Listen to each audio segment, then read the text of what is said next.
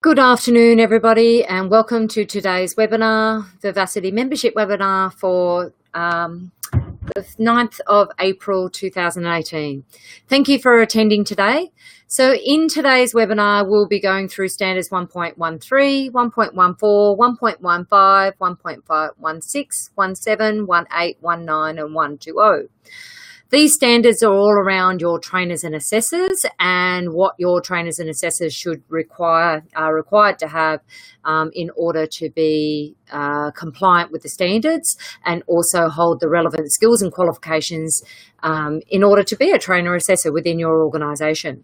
So today we'll be going through in quite a bit of detail the staff matrix and how to complete a staff matrix, as well as we'll be going through the recruitment forms and documents that you need for when you're recruiting a trainer or assessor. So it's excellent for setting up a staff file or recruiting new trainers and assessors into your organisation, or if you are the trainer or assessor, that you understand what your rights and responsibilities are as a trainer or assessor and what you need to have in place in order to meet the requirements of the standards. So we'll also, under these standards, we also go through the supervision requirements and what are the supervision requirements to be a trainer or assessor. If you have trainers that are working under other trainers under supervision because they don't currently hold the qualifications in order to deliver and assess, or don't currently hold the qualification in which they are delivering and assessing. So we'll go into further details today. Okay, so as per usual, this webinar forms part of your continuous improvement process under Standard 2.2. Following this webinar, we highly recommend that you hold a quality and compliance meeting, and at that meeting you minute that you attended this webinar. And what you should also do is document that you attended the webinar. What did you learn? What are you going to implement? Or are you up to speed with what we are currently talking about today? And this also forms part of your review of your policies and procedures for these standards. You should also look at the policies and procedures within the Q&C manual for these standards, which is all around your trainers and assessors. So starting from 1.13 to 1.20, and the most particular is the 1.13, which is all around trainers and assessors skills and qualifications. So as per the policies and procedures for continuous improvement, you should undertake a review of the policy and procedure and the processes that you have in place. And if you identify today, following attending this webinar, that there is anything that you need to change, you should complete an opportunity for improvement form, and that opportunity for improvement form should be tabled at your next meeting. So identifying what you're going to improve within your organisation. You should also review any documentation relating to the standards we are reviewing in this session. You'll see that I'll be going through quite a few documents today that will assist you with your review and what you'll be looking at with the documentation that support the standards. Okay, so let's begin. Standards 1.13 to 1.6 is all around trainers and assessors. So in addition to the requirements of the clauses that are outlined below, the RTO's training and assessment is delivered by persons who have, and what this all means, they must hold the Cert 4 in training and assessment, and the current one is TAE 40110, but in April 2019, it will be TAE 40116. So if you have any trainers and assessors right now who don't hold the new qualification 40116, they need to get it now. They need to have it before April and have it in place and completed. And it's only 2 units. If they had the old TAE, they just need to do 2 units. If they have anything older than that, so TAA, for example, or BSZ, they need to upgrade and they need to go straight up to TAE 40116 and get that qualification as soon as possible. Okay, so it also means that they need to hold the qualification in which they're going to teach. So if you are planning on delivering Diploma of Leadership Management, your trainer and assessor should hold the Diploma of Leadership Management. Essentially, that's what that means. If they don't hold the actual qualification, they need to be able to demonstrate skills and knowledge to the level of that qualification and including the units that you wish to deliver and assess. So what we'll be going through today is a staff matrix, and I'll be identifying how do you complete a staff matrix, in particular for someone who doesn't actually hold the qualification. So I'm going to be looking at the template, and we're going to go through the template, but we're also going to go through one that's completed so that you can see, get an example of a staff matrix that's been completed for someone who doesn't hold all the qualifications but has all the relevant skills and knowledge. They also must have current knowledge and skills in vocational training and learning that informs their training and assessment. It doesn't mean that they have to have experience as a trainer or assessor and have delivered any training and assessment, but they should have had it as a minimum, completed the Cert 4 in training and assessment, but also have undertaken some professional development. For example, doing webinars like these, where they've undertaken some professional development in the training industry. So they have a good understanding of what's required in the training industry. The RTO's training and assessment is delivered only by persons who have, from 1 January 2016, the training and assessment qualification, which is the TAE 40110. And as I said earlier, 40116 is by April 2019, so next year. So where a person conducts assessment only, the RTO ensures that they have the assessor who is only doing assessment holds as a minimum the assessment units from the Certificate 4 in Training Assessment. They don't have to hold the full Cert 4 in Training Assessment, but they should have as a minimum the assessment units from and it's a skill set from the Cert 4 in Training Assessment. I very rarely come across any trainer assessor who doesn't hold the full qual, even if they are just doing the training, the assessing side. But they have this in here just in case, because they want to make it clear, even if you are just assessing, you need to hold as a minimum the assessor units. Because I have seen some RTOs where they have assessors, particularly if you're delivering online training, where they have assessors who just mark assessments. That's it. They don't deliver any training and assessment, but they don't actually hold the Cert 4 in training assessment. All assessors, anybody who's going to mark an assessment must hold a minimum of those assessment units from the Cert 4 in training and assessment.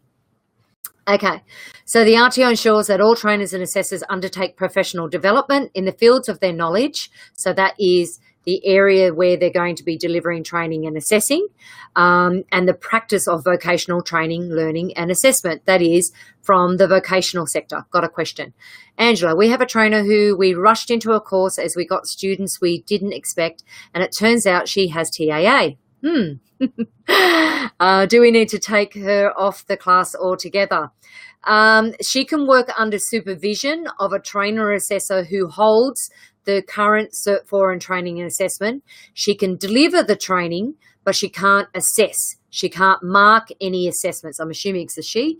The trainer is yes, she. So she cannot mark any assessments unless she holds the full current TAE 40110. She can train, yes, she can definitely train, but she cannot assess. She can't mark any assessments. So you need to make sure that someone else is marking the assessments. And for the training side, that she works under supervision with someone, say yourself, yes, who holds the current Cert 4 in training and assessment. So as long as you've got someone else within your organisation who holds this current Cert 4 in training assessment, so TAE 40110, then they can work under supervision of you or the person who holds that qualification. And then, but I strongly recommend that you get that trainer to upgrade to the new 40116 as soon as possible. Because if you go to audit, it can be quite difficult. It's fine when you're working under supervision. You won't have any problems with that because that's compliant. We are upgrading her, but it takes time. Yeah, I know. Yeah, it takes time. So as long as she doesn't mark any assessments, you'll be fine. And you're supervising her, checking in with her, making sure that she understands what she's doing with the delivery of the training and assessment. And she'll start doing what I recommend is if you get her to, I don't know if you can, but wherever she's doing her current qualification, if she can do the assessor units first, so that way she can at least help with the assessing. So yeah, that's a strategy that you can work with, but she's got to work under supervision of someone who's qualified in the meantime. Okay, that was a good question. Excellent. Okay, so there are two types of qualifications that the trainer assessor must have. They need to have the vocational qualification, which is hold the current qualification that they are going to deliver and assess. So if you're delivering Diploma of Leadership and Management, they should hold that qualification. If they don't hold that current qualification, it should be that they have the equivalent skills and knowledge mapped against each unit of competency to the qualification that they are going to be delivering and assessing. And the big thing is there, if they don't hold the actual qual with the same units, you need to map every single unit of competency to the skills and knowledge of that trainer assessor. By the time you go through that process, you might as well go through RPL, get recognition of prior learning, because there's so much work involved with writing a staff matrix where you're mapping every skills and knowledge against the performance criteria, and you've got to provide evidence. So we had an audit this year where we had a trainer and assessor who didn't hold the actual qualification. They actually had a higher ed qual, which you're allowed to have, but you've got to map down to the qualification that they have. So they had a degree in university, but they didn't actually hold, it was actually a Diploma of Leadership Management. They didn't hold the Diploma of Leadership Management. So what they've got to do is map down their skills and knowledge and the qualification that they had in the higher ed. So it was a Bachelor of, I can't remember, Bachelor of Business, I think it was. Then you have to map down their skills and knowledge and that qualification down to the Diploma of Leadership Management or the business qualification. And you need to provide evidence of that. It's not just saying they have this and they have this experience and they have this qualification and then we're mapping it down. You've actually got to provide evidence of that. So PD that they've undertaken, work that they've done in the workplace, the reports that they've written. It's also got to be things like certificates of attendance for non-accredited training.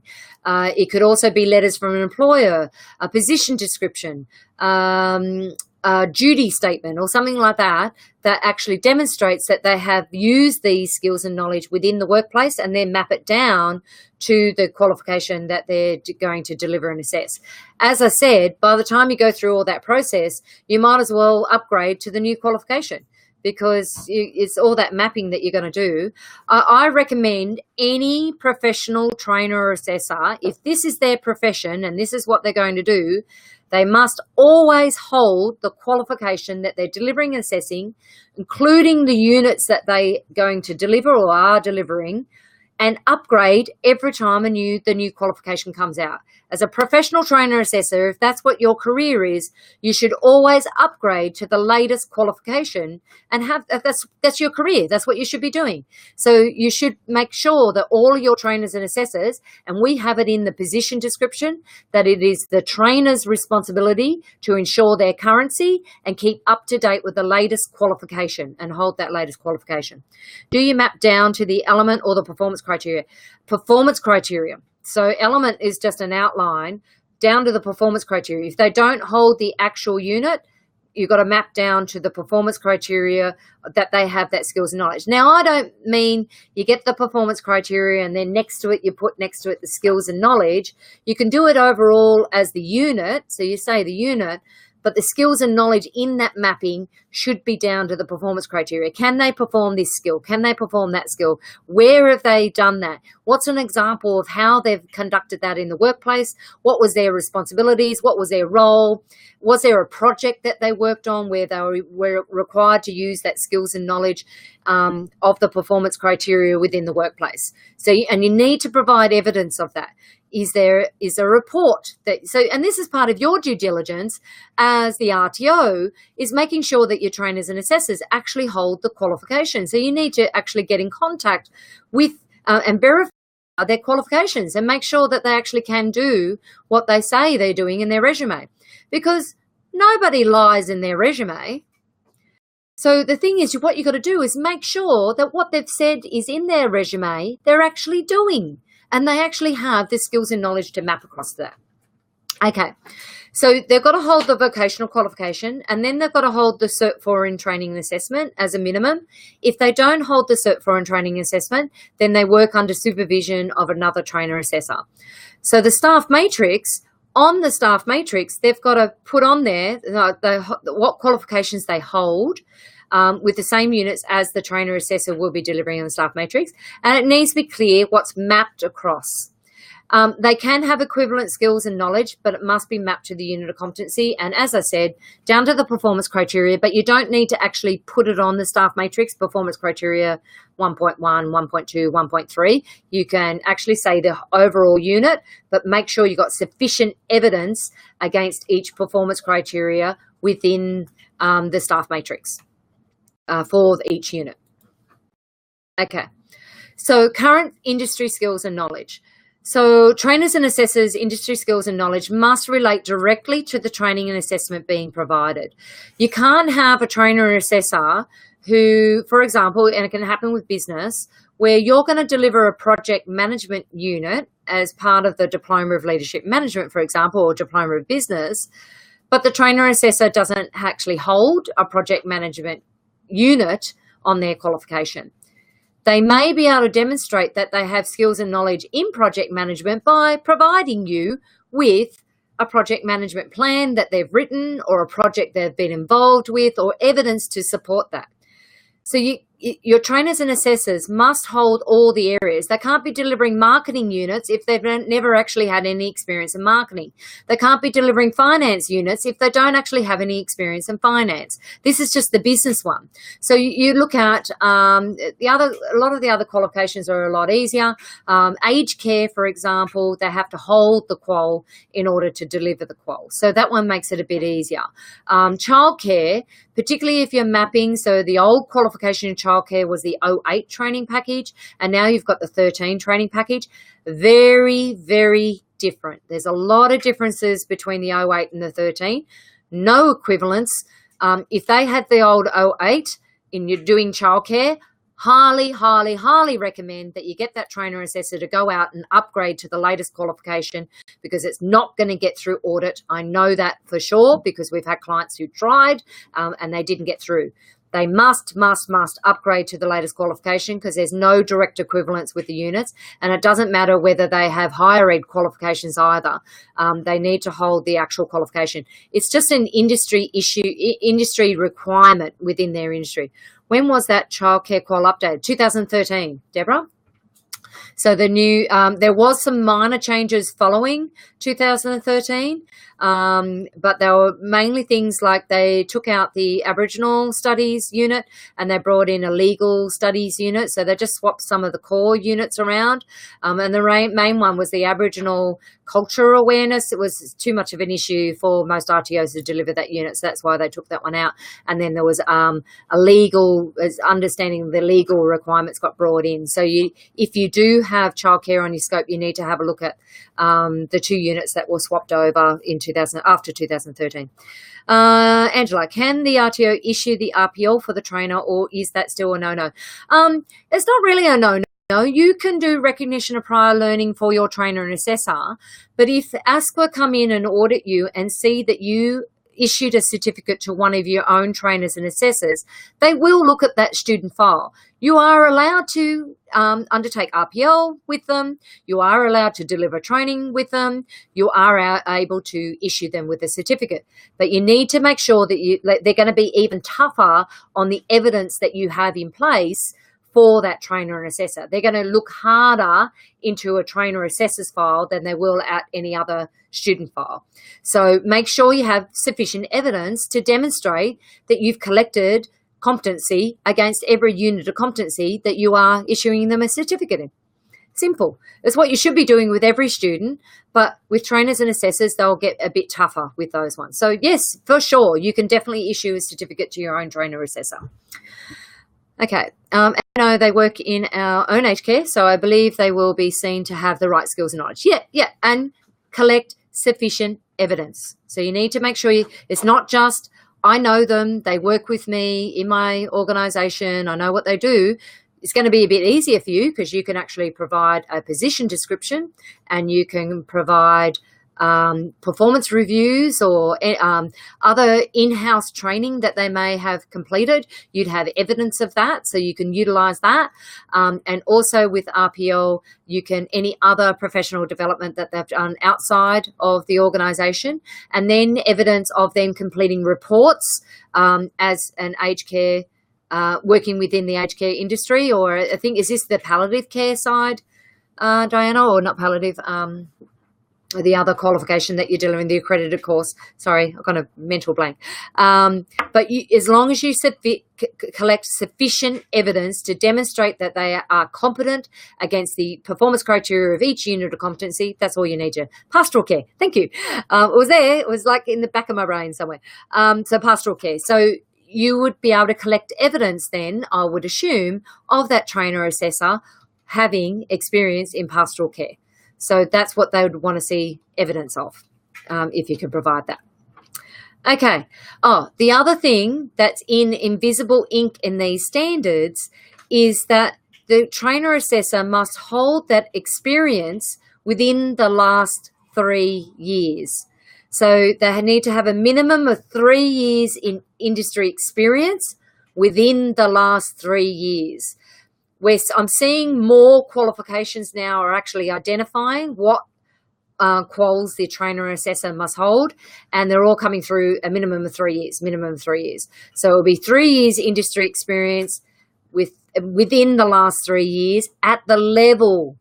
So if they've got a diploma level, they've worked at a management level, at that diploma level, in the workplace. So, for example, with Diploma of Leadership Management, I'd expect them to have a minimum of 3 years industry experience as a manager leading and managing teams, not just working in an office, but leading and managing teams. And I'd want to see evidence of that, and that's for RPL as well as for your trainers and assessors. So you need to provide evidence of that.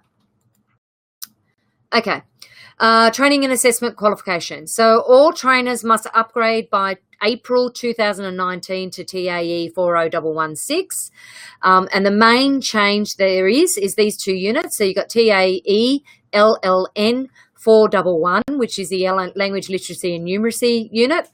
And you've also got TAE ASS 502, which is an assessor unit.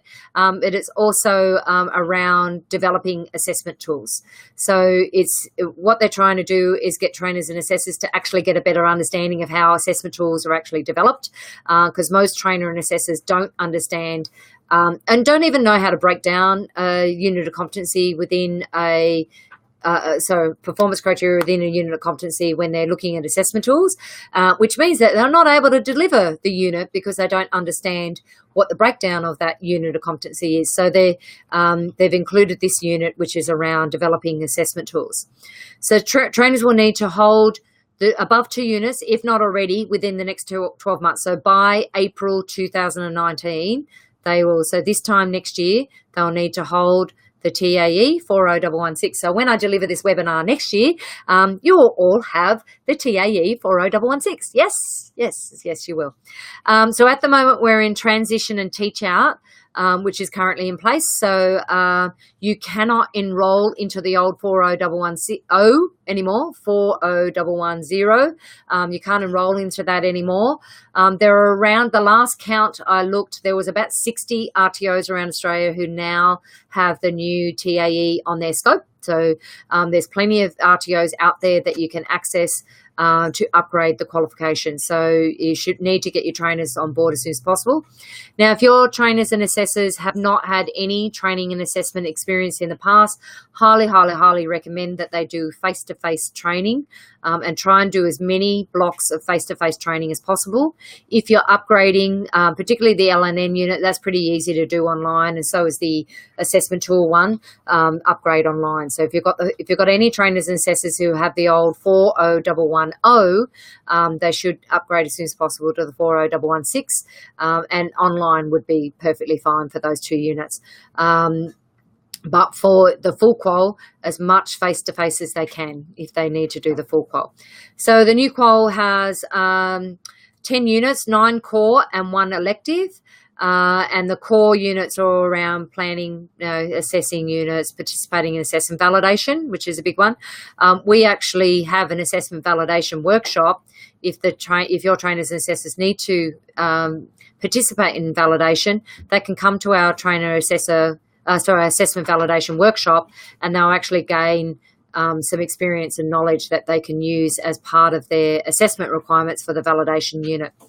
Okay, so they're the main units there. Okay, so if you have assessors only, so who only conduct assessment and do not deliver training, they must hold the assessor skill set. So the assessor skill set is these units here. So plan and assessment activities, assess competence. So if you have assessors who are just doing that, and that's mainly people who are delivering online, who have assessors only, or it might be that they have face-to-face. I've seen RTOs where they have face-to-face trainers who deliver face-to-face, and then they have the students submit the assessments and someone online or in the background is marking the assessment. So you can have assessor only. But as I said, in the majority, I have never seen trainers and assessors who don't hold the full qualification. They generally just get the full qualification. Okay, one thing that's really, really important when you engage a new trainer or you're looking at engaging a trainer, you need to verify their qualification and their skills and experience. So you need to check out, do they actually hold the qualification? Because I have actually seen, I've been to audit where I had a trainer assessor. I was looking at a trainer assessor file, and I'll give you this as an example. So this was a trainer assessor who had already been delivering for at least 12 months. They were delivering Cert 3 in aged care work. So that was it was a while ago, Cert 3 in aged care work. They held the Cert 4 in training and assessment, and they held the Cert 3 in aged care. But what I found a bit strange was they got the Cert 4 in training and assessment. No, they got the Cert 3 in aged care, and then a month later, they got the Cert 4 in training and assessment. And I'm like, okay. And then within a couple of months, they were delivering training. So they just got their Cert 3 in training, Cert 3 in aged care, also Cert 4 in training assessment, and then they were delivering training and assessing. Now, what's unusual about this? Well, in the aged care industry, you cannot work, as a minimum, you must hold the Cert 3 in aged care work in order to work in that industry. So then the requirement is your trainer assessor must have a minimum of 3 years industry experience. So how are they going to have 3 years industry experience if they've just got their Cert 3 in aged care and then got their Cert 4 in training assessment and now they're delivering training and assessment? So for me, it was like, oh, this is a bit strange. And this is what an auditor does. They scratch the surface, and then if they see in the surface, oh, this looks a bit strange, maybe we should look into this a bit further. And that's what I did. I was like, oh, this is a bit strange. How can she get the Cert 3 in aged care, then the Cert 4 in training assessment, and then start delivering training and assessment? So I started verifying the records, a bit like what we've got on here. So I checked on training.gov.au. So I looked up the certificate and the RTO ID on the certificate, and I verified it on training.gov.au. So I put the RTO ID into training.gov.au, and lo and behold, the RTO ID on the certificate did not match the RTO ID on training.gov.au. I don't know why, but for some reason they swapped around the RTO ID, and it was the wrong RTO ID. So firstly, the certificate is void, straight up the certificate, and that was only the Cert 3 in aged care. Then I did it again for the Cert 4 in training assessment. Once again, it was a wrong RTO ID. So for some reason, they fraudulently created these certificates and used some random number on there, thinking that we're not going to verify it, and this RTO had not verified it. So we had no record. So then I rang the RTO's phone number that was on the certificate. One, I couldn't get through to. The other, I rang them and they said, no, we have no record whatsoever of that student ever coming to our RTO. So what happened in the end is the RTO had to terminate the trainer and assessor, and every single assessment that trainer and assessor had marked, they had to get another assessor to go over them and review them and make sure that they're actually compliant. So it's a lot of work. If ASQA had come in to this RTO and seen this, they would have cancelled all of the certificates, and they would have contacted all of the students and said, your certificate is null and void. You cannot use it because it wasn't marked by an assessor who actually held the skills, quals and qualifications required. So you put the RTO at risk then of perhaps shutting down because they were non-compliant. Worst case scenario is the RTO could have been shut down by ASQA for issuing certificates from a trainer assessor who marked assessments who did not hold the skills and knowledge required. So big risk to the RTO. The way you avoid that risk happening in your RTO, verify. Go through. These are the different ways you can do it. Go to training.gov.au. Now we've got usi.gov.au. So if the certificate was issued in 2011 onwards, or so USI came into place 2011, but most people didn't actually use it. So that's a vet misreporting. If they submitted a vet misreporting, most of it didn't come compulsory since till 2015. But you can go on to usi.gov.au and verify their qualifications on there. Contact the referees on their resume. And the RTO that issued the certificate. Ring the RTO and actually say, I've got a certificate here from this student who says they were at your RTO. Can you please verify? Now, RTO shouldn't be charging for verification, but I am hearing that they are charging for verification. But it's really up to you as an RTO whether you want to charge or not for verification. But I am hearing about RTOs requiring a payment for verification of certificates. But I think with usi.gov.au, that's going to be washed out because you'll be able to check it on usi.gov.au. usi.gov.au is the best method for verifying qualifications, and in the future that will be where we'll go. Cite the original certificates and actually check whether there's been any whiteout on that certificate, whether it looks fraudulent. Check for fraudulent activities. Get certified copies of those certificates and put it on their records. Check the website of the training organisation where they did the PDs, if they've done any professional development. You can also ring the organisations where they did the professional development, or call an association or network that they've stated they're a member of, just to verify that they are actually a member. So there's lots of ways that you can check, and you need to really verify what are their skills and knowledge. So I've got a couple of questions. I'll answer Diana's first because she's asking, do we need a JP to certify? No, don't need to get a JP to certify. You just need someone within the organisation who is a staff member of the RTO, and you can get a stamp that says, I certify that this is a true and correct copy of the original. So and I've actually got that in the policies and procedures. If you look in the policies and procedures manual under standard 1.13, we have it, and also we have it under RPL on verifying records. I verify that this is a true and correct copy of the original, and someone within the RTO signs it, and they must cite the original. Before they sign off to say that this is a true and correct copy, they must cite the original. Now, if a trainer comes to you and they don't have the original and they've had it verified by a JP, you can accept that. So you can bring it in back that way. Is it best practice to have a JP? Yeah, it's good. Like when I had my RTO, I became a JP and I just did it myself. So you can do it that way, but it's not a requirement. They don't require every RTO to have a JP in place. They just need someone within the RTO to cite the original certificate. And you do all these other verification methods. So go on to, and you should, on our documents, we actually have a checklist of how you verified. Did you ring training.gov.au? Did you check USI? Did you check training.gov.au? Did you check usi.gov.au? Did you ring the referees? Did you ring the RTO where the certificate was issued? Now I've got another one. If trainers have TAE, so the diploma level, the qualification, they don't need to upgrade. They can just have the diploma level. So you can hold, so it's TAE 40116 or diploma level at the moment. That's where we're at the moment. So you can hold the diploma level qualification in TAE and not have to upgrade to the 40116. So if you've got that, that's fine. Now, through the grapevine, I've actually heard, and I actually heard this from the SSO, so the Service Skills Organisation, they are doing a full rewrite of the Cert 4 in Training and Assessment.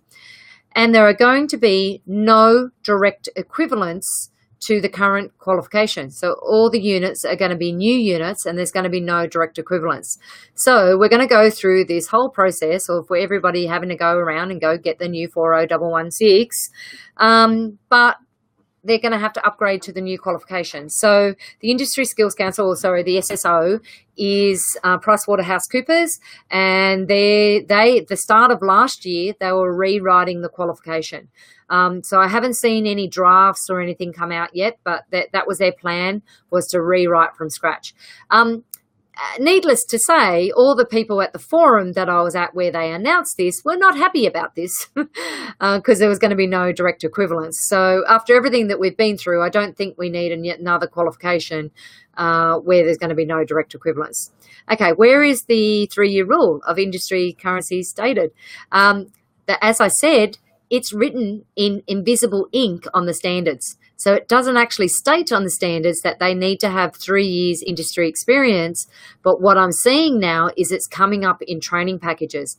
But auditors are looking for a minimum, and it comes under, so the closest you're going to get is under 1.3, and 1.13 is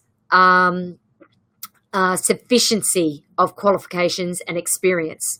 So they've got to have sufficient skills and knowledge in order to be a trainer assessor, and sufficient is 3 years, minimum of 3 years industry experience. So, but you'll also see it's now coming up in training packages. They're actually writing it on the units of competency or the qualification as a minimum. Trainers and assessor must have a minimum of 3 years industry experience. If you have less than 3 years industry experience, your trainer assessor, they're not going to get through audit. You're going to have a lot of issues with them getting through audit. So, yeah, I wouldn't recommend it at all. You wouldn't, and if you're with us as a client and we're taking you to audit, we would not, we know it won't get through. So they need to have a minimum of 3 years industry experience. It does often state it on the application for a new trainer. Yeah, I recommend it that you put it on your job application. So we actually have a Seek Ad template that you can use that's in Unicorn. So you can download the Seek template, and that Seek template includes that the trainer must hold a minimum of 3 years industry experience. So so that's something you can do. Yeah, and I do see it in the industry. Okay. All right. How would you suggest we stay on top of finding out more about the new TAE qual? Subscribe to the SSO, so PricewaterhouseCoopers. Subscribe to the latest updates that they have. I'm not sure. I'm just going to have a check and see if I can find them as an SSO. Oh, Skills for Australia. It's under Skills for Australia. Yeah, and they're a service skills organisation. I'm just trying to see if they've got a website that you can go to. Yes, they do. Here we go. I will post you a link. Subscribe to their updates, and then you'll be on top of if any changes that happen there. Okay, staff file and records management. So make sure that you cite the original certificates and keep a copy signed as original cited or certified as true and correct copy. I recommend that second one more than the first one. So I certify that this is a true and correct copy of the original, including dates cited and signed by an RTO employee. So just someone within the organisation. It doesn't have to be a JP. If you wanted to, you can do it as best practice if you wanted to, but it doesn't have to be a JP as long as someone within the RTO has certified it.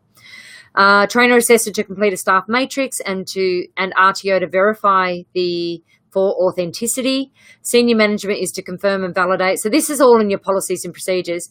What I thought I might do is actually switch to the, sorry, I'll just see if I can bring this down. I'm going to switch to the staff matrix so that you can see what the staff matrix looks like. I'm going to bring up a blank one, and I'm going to bring up a completed one so that you can have a look at these. Staff matrix. Okay, I'm just going to share my screen so you can have a look at this. All right, so I'm just going to bring up the staff matrix template, and in that template we're going to go through how you fill this out, the template out basically. Okay, so we've got the top of the document. The trainer should fill this out if you can, get them to complete it. So they put their details in there, what position they hold, their contact details, their email address, what training product they're going to be delivering and assessing. So which one are they going to deliver and assess? They sign a stat deck to say that this is all my own work and that everything I have entered into this document is true and correct, basically. In here, they're going to put that they hold the Cert 4 in training assessment, so you can change that to 16 if you wanted to put 16 in there, so it should be one or the other. There are students out there now who hold the, people who have completed the 40116, so you'll have trainers out there now.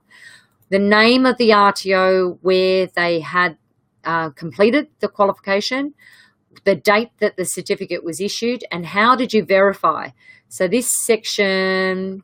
There's a section under here about how to verify. So you called the RTO, you looked up TGA, or you got a reference, rang previous employer to check.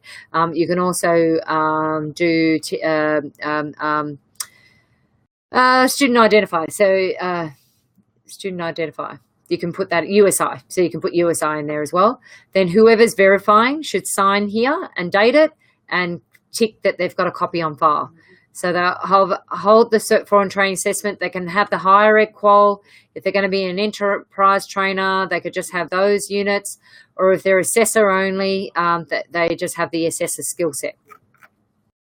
This section here is for all of their other qualifications, so the vocational qualifications. So there's an example here of what that looks like.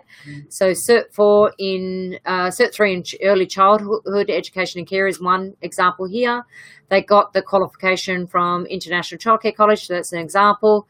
What date they finished it, how did you verify it, sign it and date it, and then a copy will be placed on file. I've just got the phone ringing. I don't know whether you can jump into the phone. No.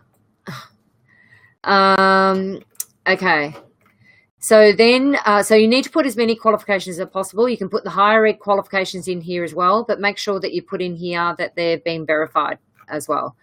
Experience in qualification mapping, so you put in here the unit that they hold and then the relevant experience that they have against that unit. If they hold the actual qualification, you can put that in there, and they hold the actual same units, you can put that in this column here. If they don't, you need, this section will be much bigger, and I'm going to show you an example of what that looks like. Professional development activities. So this is where you keep a record of all their professional development. So they sign this, the trainer assessor signs this and agrees to your professional development plan. This one is that they attend a minimum of 2 vet-based webinars, attend a minimum of 1 vet workshop or conference, attend a minimum of 1 vocational in your industry sector workshop or conference. So these are examples of what we recommend as a minimum your trainers and assessors should be doing on an annual basis, and they should be signing that and agreeing to that terms and conditions on an annual basis. Now, you might want to have other PD activities like upgrade to the new TAE 40116. So that would be a PD activity for them to complete. Networking activities, so join a vet network, attend at least 2 vet network meetings, register to receive newsletters and updates from the service skills organisation or skill service organisations, register on TGA for updates on there, and then they sign this to say that they agree to it. Okay, so that's an example of the blank one. I've now got a completed one we're going to have a look at, just to show you the difference of what a completed one should look like. So we've just got example students here. example trainer. So this one's Diploma of Business. This trainer is going to deliver. They're going to sign that stat deck later. They hold the Cert 4 in Training and Assessment. This is the RTO where they completed it, the year they completed it, and how it was verified. So this was training.gov.au and a JP verified it. So you'd also want to make sure that they've cited the originals as well. These are all the other qualifications that they hold. So this trainer holds a Diploma of Management, Diploma of Project Management, Graduate Diploma in Marketing, Bachelor of Arts Psychology, where they completed it. So the RTO or the university where they completed it, when they completed it, and how it was verified. Now, just JP verification is not enough. So you see on this one, they've just got JP. I highly recommend that you do more than just JP. You should also, I can see why this one wasn't, because it's a university. So you can't check on TGA, but you can ring the university to check that they actually completed the qualification there. So that's something you could do there. And of course, this should be signed and dated as well.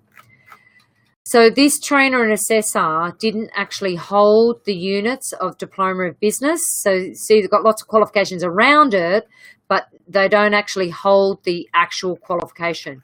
So we had to map down to the unit level. So we had to go to the unit and we're mapping it down to the unit.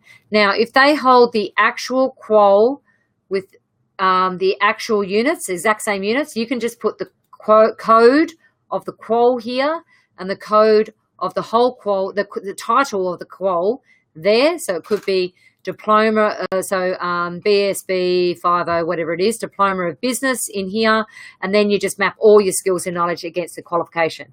But because this trainer assessor doesn't have all the skills and knowledge, so they don't have all the qualifications against the same units of competencies that they're going to be delivering assessing, we have to map to each unit. So we've said here that they hold the Diploma of Management, which is not the same as this, because this leadership one is a new unit as well. So it wasn't in the old training package. So there's not going to be a lot of trainers and assessors who are going to hold that leadership unit. So Develop and Use Emotional Intelligence was a brand new unit. And what you need to do is demonstrate, well, how did this trainer and assessor, what skills and knowledge and experience does this trainer and assessor have against emotional intelligence? So what experience do they have in the workplace that demonstrates that they're able to utilize emotional intelligence? So here we map down. So she wrote it in the first person. You don't necessarily have to do that. It doesn't really matter as long as the auditor can see that it's clear that it's this trainer assesses information.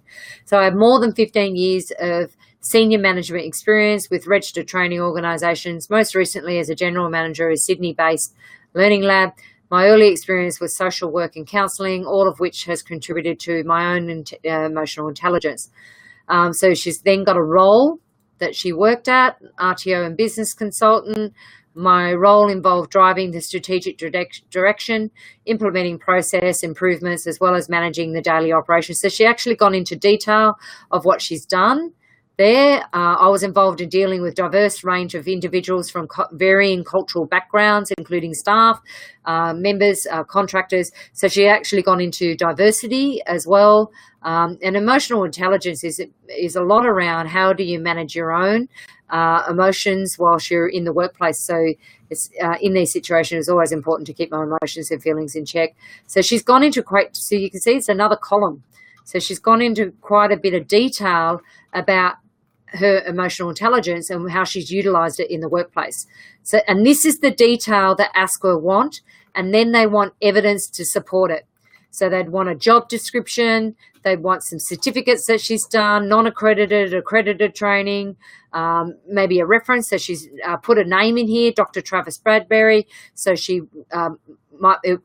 form of evidence would be a reference from this person that she's noted in here. This is the sort of evidence that you need to map in.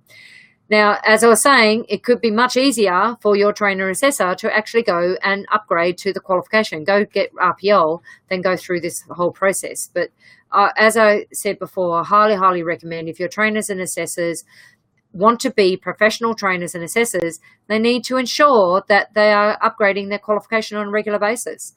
Okay, so we're going through, there's quite a few. So she's mapped all the units, so Diploma of Management. She's mapped it down to a unit, manage personal work priorities and professional development. This is manage personal work priorities and professional development, just a different code. So the units are different codes. So it's pretty much, it's a direct equivalent. So she's got a lot of detail here. Didn't need it because she's got a direct equivalent unit here. So she could have just mapped to the unit, but that's fine. She's gone into a lot of detail here. So she didn't have manage meetings, but she had managed project management information and communication. So she's just mapped down her project management skills and knowledge. So you can see the detail that you need within the staff matrix. Lots of detail. If you don't hold the actual unit, you need to map down a lot of detail.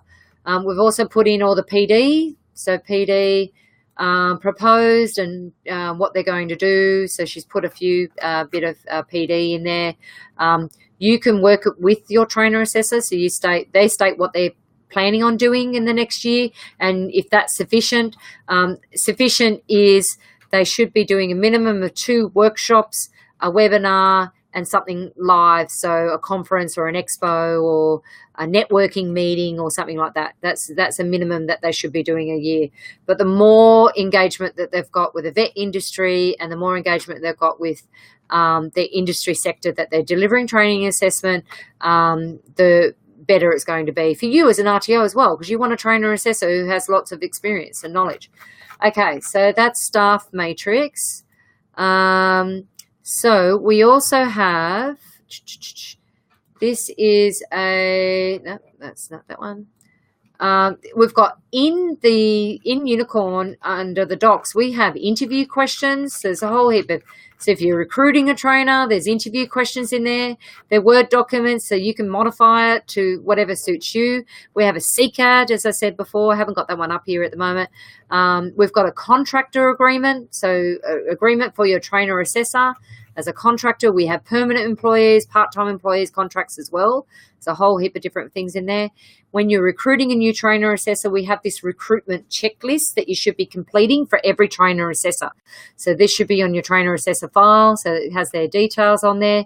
And it's this bit that's really important, that you've actually done a reference check. You've checked their staff, they've completed the staff details form, you've inducted them, they've got a signed contract, they've got a position description. So all of these should be checked, ticked, unless they're not required to do a working with children check or police record check. Anywhere where your trainers and assessors will be delivering training and assessment to students under the age of 18 must complete a working with children check. If your trainers and assessors are going to be working in an industry that requires them to work with under 18s, for example, they're delivering training and assessment in childcare, they must hold a working with children check. If you have any trainers and assessors who are working in an industry where it's required for that industry to have a police record check, then they must have a police record check as well. So that, for example, aged care, childcare, security industry, all require a police record check. So if you have trainers and assessors in those areas, they should also complete a police record check as well. They should have a staff handbook, to have if they're full-time employees, a tax file number, super form, professional development plan, and things like that. This is your reference checks that you do as well. Okay, so that's a recruitment checklist. So all trainers and assessors should have that on their staff file when you are recruiting a trainer and assessor. This is an applicant suitability checklist. So when you are culling so you've got resumes that have come in for a job that you've advertised, you use this for culling someone. So to actually check, do they hold the TAE? Do they hold the vocational qualification? Have they demonstrated work experience within the vocational industry? So it's all the questions. These are all the things that the trainers and assessors must have. Are they suitable? Is the applicant suitable to progress to the next stage of the recruitment process? Did they present themselves well so that they've now gone to an interview? Did they understand the context of the questions being asked? So this just helps you with determining who is a suitable trainer assessor, and then you conduct a reference check. So we've got every document possible you could possibly need in under Unicorn for your trainers and assessors, including a position description. So here is a position description that your trainers and assessors should meet. So they should have a minimum of these for the selection criteria. So they need to have a minimum of the holding the qualification that they're going to deliver and assess, hold Cert 4 and training assessment. I could just see a mistake there. Code before title.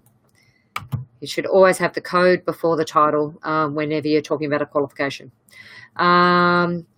Have they done any PD? So that's basically, that bit there is what you put in the CCAD. So if you're doing a CCAD, that's what you put in there. Or any ad. You might want to put an ad on LinkedIn or something like that as well. So that's what you put in there. And any other detail? Oh, so all trainers and assessors should complete the staff details forms. This is all your staff should complete one of these. So with their details, this helps you to enter it into your accounting system. So you have that in place in your accounting system. And I think that's it. Yeah, that's it for documents. So any questions about recruiting a trainer and assessor? And while I'm waiting for you to do that, I will bring that slide back up again.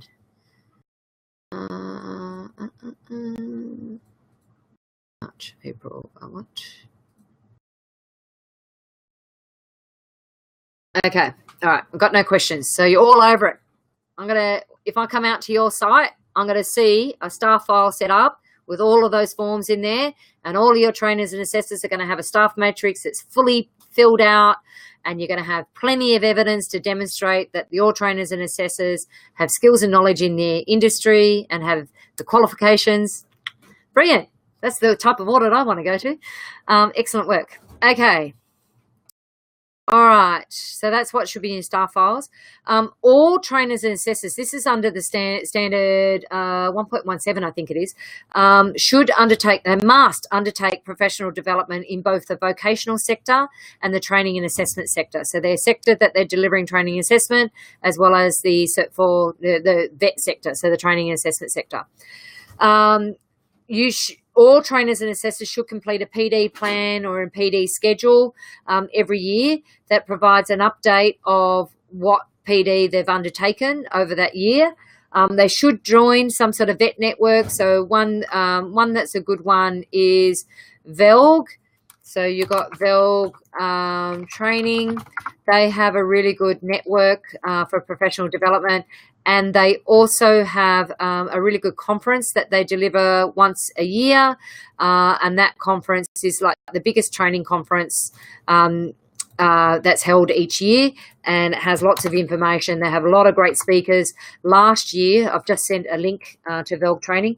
Last year, they had, on the second day, they had a whole day of ASQA auditors speaking, so which I found really quite good.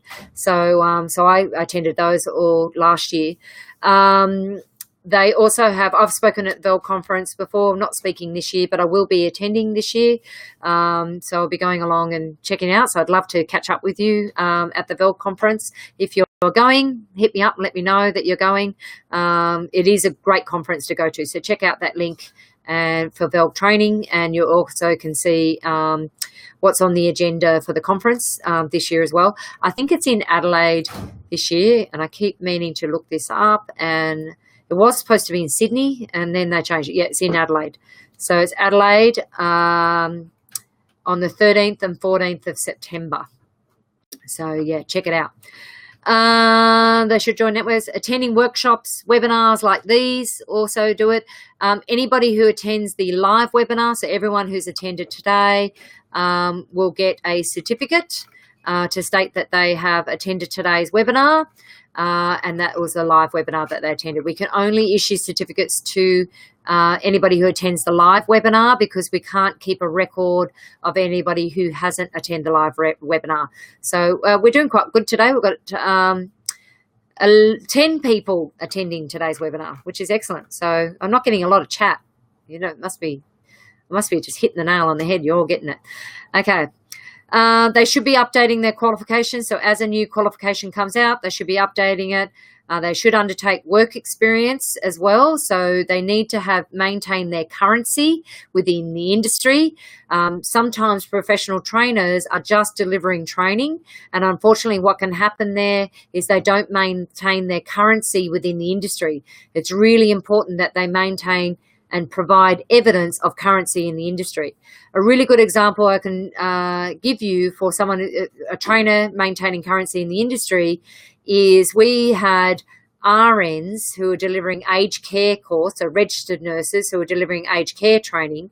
Every year they would, so in January when we weren't delivering any training, they'd go do 1 month's work placement in an aged care facility.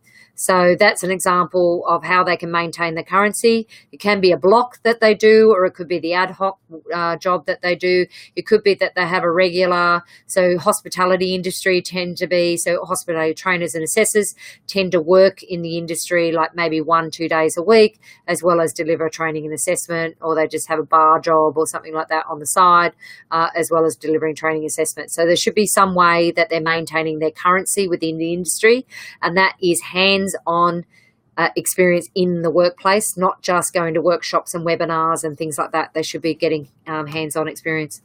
And you should be conducting an annual performance review to identify any further professional development requirements of the trainer and assessor. If your trainer or assessor is a contractor, it is their responsibility to ensure that their professional development is kept up to date, and you're not responsible for paying it at all. You can if you want, but you're not responsible for paying for any professional development as a requirement for a contractor. If you have permanent employees, it's up to you whether you want to pay or not. So you can pay for their professional development, or you can conduct your own internal professional development and issue them a statement of attendance. I did this when I had my own RTO. I had trainers and assessors come in twice a year, and I delivered 2 days of training. So 1 day of training at the start of the year, 1 day of training in the middle of the year, and we did validation. So we did half-day training, half-day validation, and they got a certificate of attendance for attending those sessions, and that was sufficient for PD on their staff file. Okay. These ones are going to whiz through. I know I've gone over time, but these ones are quite easy. I've already talked a lot about them. So standard 1.17 to 1.20 is all about individuals working under supervision of another trainer. So that's if they don't hold the Cert 4 in training assessment. They need to be they can't mark any assessments, but they can be under the supervision of another trainer assessor who's fully qualified for the delivery of the training. You can get them to mark, but they can't sign off on the assessments. I should make that clear. They can mark the assessments, but someone who holds the Cert 4 in training assessment must sign off on it. So they've got to check it and check. So you're basically getting 2 people marking the assessments. So it makes it easier if you just get your trainers and assessors to get the qual. If they don't actually hold the qual that they're going to be delivering, so Diploma of Leadership Management, they could work under supervision of another trainer assessor for the delivery of that qualification that they're delivering and assessing. Once again, highly recommend that they get the qualification. It just makes it so much easier when you go through audit. It also makes it much easier hiring staff members who actually hold the qualifications that they're delivering. So minimises your risk as an RTO. Okay. If you do have supervising trainers and assessors, you need to ensure that we've got policies and procedures in place in the Q&C manual on how to manage the supervision arrangements. So you've got to monitor them and mentor them as well. So check out the policies and procedures under standard 1.17 to 1.20 about how to manage supervision in the workplace, but it's mentoring, monitoring them, meeting them on a weekly basis, checking their assessments, checking their work, basically. That's what you're doing. Individuals engaged by RTO who is not a trainer assessor and who does not hold TAE 40116 cannot determine assessment outcomes. So examples are supervisors in the workplace, guest speakers in training, assistant trainers. So they can't be marking any assessment. You can have them in as guest speakers speaking in your training, but they can't mark any assessments. Supervising trainers, if you have a trainer assessor who is supervising someone who is not qualified, the supervisor should hold the Cert 4 in training and assessment, hold the qualification that they are delivering and assessing, and have current industry skills and knowledge. So it makes it difficult because you've got two trainers and assessors with this, who one doesn't have quals and the other does, and they've got to supervise everything that they're doing. So the only time I'd recommend supervision of trainers and assessors is if you have a process in place where they're upgrading to the latest qualification and they're getting their quals, getting the quals in both areas. So all training and assessment delivered under supervision must comply with Standard 1, which is about that you have training and assessment and practices that meet the requirements of the training package. 1.20 is we have policies and procedures for managing supervision. So there's a whole process there, what the level of the supervision will be, what are the conditions of the supervision, and how the RTO will ensure the individual under supervision is monitored, how the RTO will ensure that the evidence collected by people under supervision will be reviewed by a suitably qualified trainer and assessor. The supervisor is marking off all assessment outcomes, signing them all off, and trainers or assessors who are supervising are accountable for training provided and evidence. So if you're the supervisor supervising someone who doesn't hold the quals, you're the one responsible. The person supervising is the one responsible. That's it. That's it for today. So if you have any further questions, please let me know. Next webinar will be on the 7th of May, 2018. And at the next webinar, I can't remember what we're doing. We were supposed to have on here what the next standards will be, but no, there we go. Okay, so the next webinar is on the 7th of May. And I look forward to catching up with you there. Actually, I've got a Q&C manual right next to me right now. Awesome. Thank you. Glad you enjoyed. If you have any questions other than what we talked about today, fire away. I'm here to answer your questions. Otherwise, we're okay. May 1.26, 1.27, 8.5, and 8.6. So that's transitioning from superseded training products. 8.5 and 8.6 is other legislation. A nice easy one for May. Nice easy one. Thank you for attending today's webinar. Please note that a recording of this webinar will be available following. And you'll be given a link to the recording. So if there's anybody on your team who was unable to attend today's webinar, then you can send them a copy of the recording.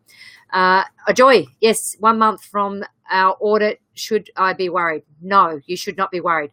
We had another client today who had an audit around about when you had your audit, about the same time, and they've just got their audit report back today. So expect it any day, Ajoy. ASCO are really behind in their audit reports. So just expect it any day. I'm hoping you've been working on the non-compliances and getting everything up to speed in between while we've been waiting. But any day, I would say, your audit report's going to be coming through. So, yeah, that was just an extra question outside of, but don't be worried. It's not an issue. The audit went fine anyway. So it was only minor adjustments. They're just really slow at ASCO, particularly if you had a panel auditor, which you did have. They're not involved in the whole ASCO process. So they can't be there. The only thing I can recommend is get in contact with ASCO and ask them what's going on. Okay, so thank you for attending today's session, and we'll have a recording out to you soon. Also, this is our new office. I forgot to say, this is our new office. We've moved to Sydney. Yay! So we're now in Sydney. We've moved to Belrose, which is Northern Beaches of Sydney.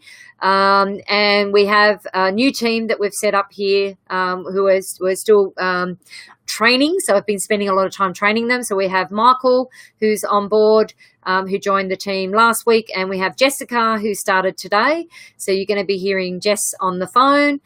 We still have Angie working remotely. So she's working from home in Newcastle, but she'll be finishing up as well in the next month or so.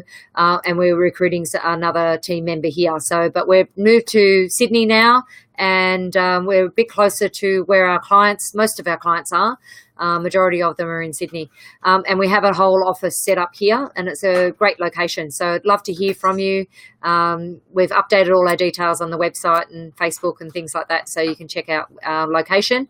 And our Facebook page has the latest updates. So I've got all sorts of photos from the move and everything on there as well. So check out our Facebook page, because you'll see lots of stuff on there about the move and what we did. Thank you for attending today's webinar. I look forward to catching up with you next month. Have a great month. I'll see you later. Bye.